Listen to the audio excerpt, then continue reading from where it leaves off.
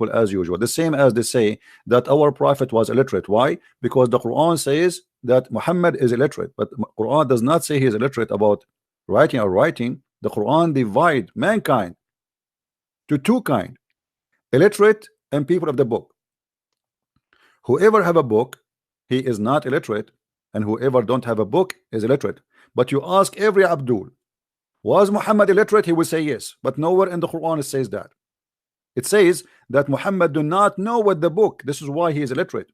He is one of the illiterate. He came to the illiterate. Muhammad is trying to copy the Jews. The Gentile, Muhammad saying, I am from the Gentile and I came to the Gentile. As simple as that. The Muslims, because they are disconnected with their cult, they come to the conclusion, as long the word there is illiterate, that's mean Muhammad was illiterate. But if you go in the Quran, you will see what illiterate mean. The Quran make it clear actually. But how you can explain to a donkey that he cannot be a horse? وَمِنْهُمُ أُمِّيُّونَ لَا يَعْلَمُونَ الْكِتَابِ إِلَّا أَمَانِي. Chapter 2 verse number 78. Let us read together the translation. And they are among them illiterate, who know not the book. Do you see it? So the Quran make it clear and give definition what illiteracy mean. In order to be illiterate is not about writing or reading. It's about not being a person who knows the book. So the Quran described Muhammad as illiterate, and then every donkey in the world he come to us and he says to us, the Quran says that Muhammad was illiterate. Yes, he is illiterate. He is illiterate about God. He is illiterate about the book. He is illiterate about religion. This is why he keep making poo-poo. Correct. Huh? The book means the Injil, which is the gospel. It doesn't matter here. Here it's about knowing the book, which means the book of God. You see, like now when we say in English, when we say the word Bible, we do not mean a certain book. We mean because the Bible is the book of books. All right. So yes, as long you are a person who have a book, which means God he sent you a messenger, you are from the people of the book. And the Quran give us definition. Who are they? The people of the book. Those who they are either the Christians or the Jews. Why the Christians called the people of the book and the Jews? Does that mean every Christian in the time of Muhammad knows how to write, how to read? No, there's no way.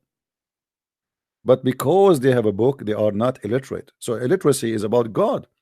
But those people, you know, the Muslims, they don't want to understand, and the Quran confirmed that many times.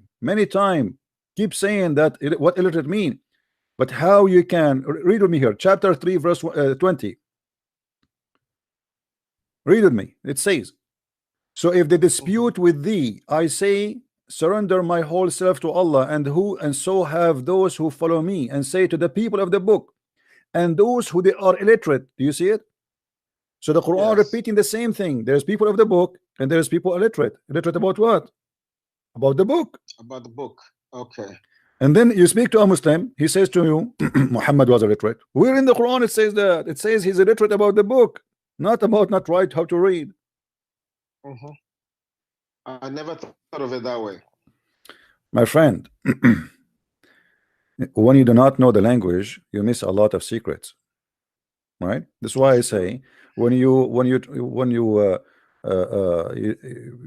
want to be like, I cannot say I am a scholar in the Bible, because in order to be a scholar I have to know Hebrew, Aramaic, and the Syriac language, because the Bible is written in those languages.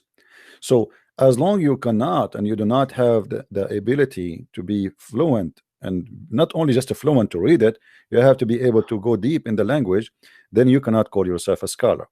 So when we speak about Islam, in order to understand Islam and the stupidity of Islam, it's a big deal to know languages, because languages can open doors for us.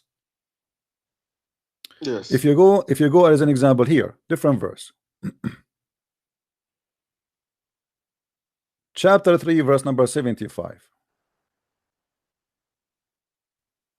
You will see the same. Among the people of the book, some who are entrusted with a hoard and gold will readily pay back.